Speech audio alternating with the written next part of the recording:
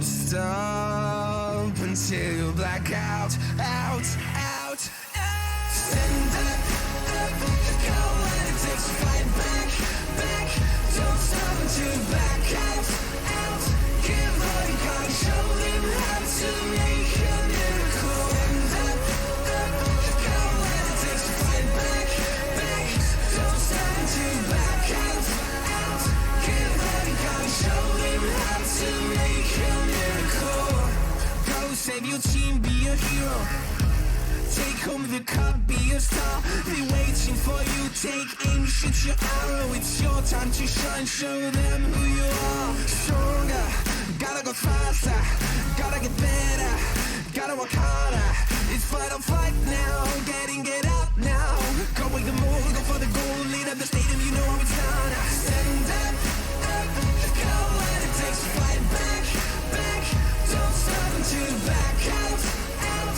Give all you got, show them how to make a miracle. Stand up, go when it takes to fight back, back. Don't stop until you back out, out.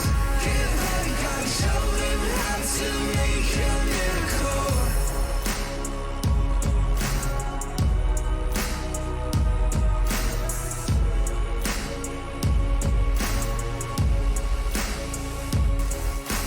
Stand up, you've got what it takes to fight back. Don't stop until ESL Pro League is brought to you in part by Intel, Gaming Malta, Mountain Dew Amp Game Fuel, CS Money, MSI, Air Force, GG Bet, and ESEA.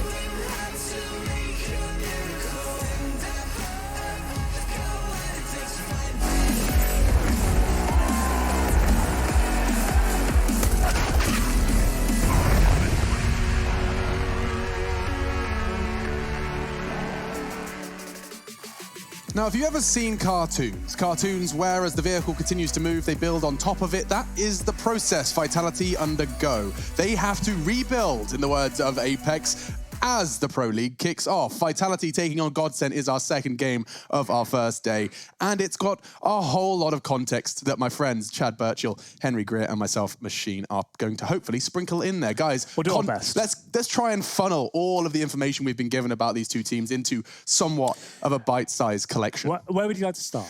Okay, we've got more with Vitality, so let's start there. The French have got a lot going on. I'm going to actually read out a quote from Apex, who gave with HLTV's interview just the end of 2019, straight after their elimination in Katowice. He said, now we have to rebuild everything in the team. It's going to be a long road for us to come back to the level we were at in 2019. Now, saying so this that... was post-Katowice?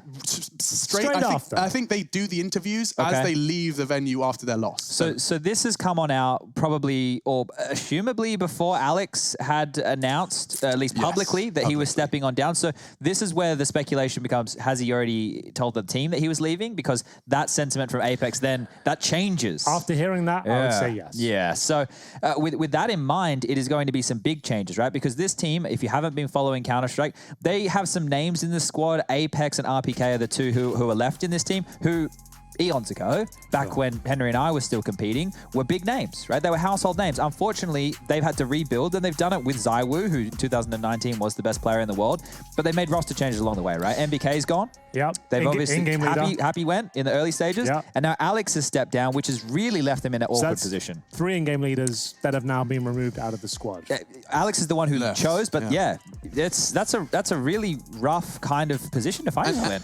What does that say about the squad in general, though? I mean, it's a mismanaged team in general, or they're just not finding the right in-game leader to bring it all together? I'm not really sure. They have had their fair share of successes. Like 2019, they lifted trophies. They definitely had some slumps as well. But generally speaking, I would say it's a successful year, given the context of the team. They'd only been together around a year towards the end of 2019. And actually, it was all coming together. It was looking pretty good. But yes, definitely had their slumps, and I understand why they want to make changes. But why would you remove the player, or why would he leave the player that's holding it all together? The in-game leader, the guy that revitalized this squad. And I actually want to add more to that why, is to kind of, paint the picture for, there's probably a lot of newer viewers who haven't been keeping track of every individual human story in competitive Counter-Strike. Alex was someone that had not had his big break, right? Like he was a competitive player, a Counter-Strike player. You're familiar with him for a while. Just to be clear, he was even a CS Source player. Right. He was playing back in 2009, 2010 when I was still playing. So I was familiar with him back then, but he hadn't got his break up until 2019. A decade later, he's now decided the team in the top 5 of the world, housing the world's best player. He's calling the shots and beating world-class teams, and combined with the burnout, which is a very what's the word? Valid, thank you. A very valid reason to cite. I just can't help but feel it just doesn't make sense. 10 years he's dedicated to this game. He's in a top 5 team. He's beating world-class teams. He's got the world's best player on it. They're probably 1 or 2 roster changes away from consistently being a top 3 team, with Zywoo there. And to concede a game and to be sitting there, in a competition for $500,000 or what, Kavita 500? 750? Yep. Yeah, 500. And then after that, to lose and then go, you know what, I can't do this anymore. There's something going on. I feel like that was like fight or flight time for Vitality. Had they had a really successful tournament, they would have probably stuck together. But the fact it didn't go as well as they'd liked, it's probably the catalyst for this kind of situation we found ourselves in. Yeah, the problem that arises here is the fact that the new guy who they've replaced him with, Masuta, let's all say that, all right? Because we're gonna have to say his name. It said Matt in the graphics though. Maybe he's changed his name.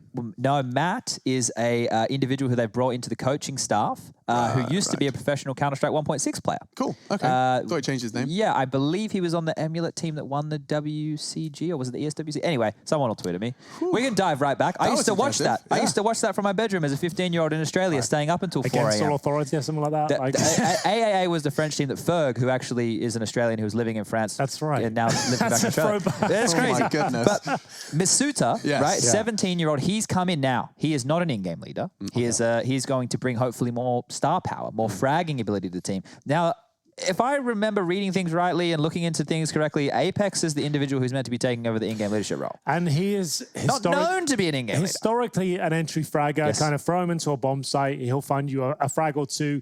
I would never say he's been kind of heralded as a cerebral mind of the game.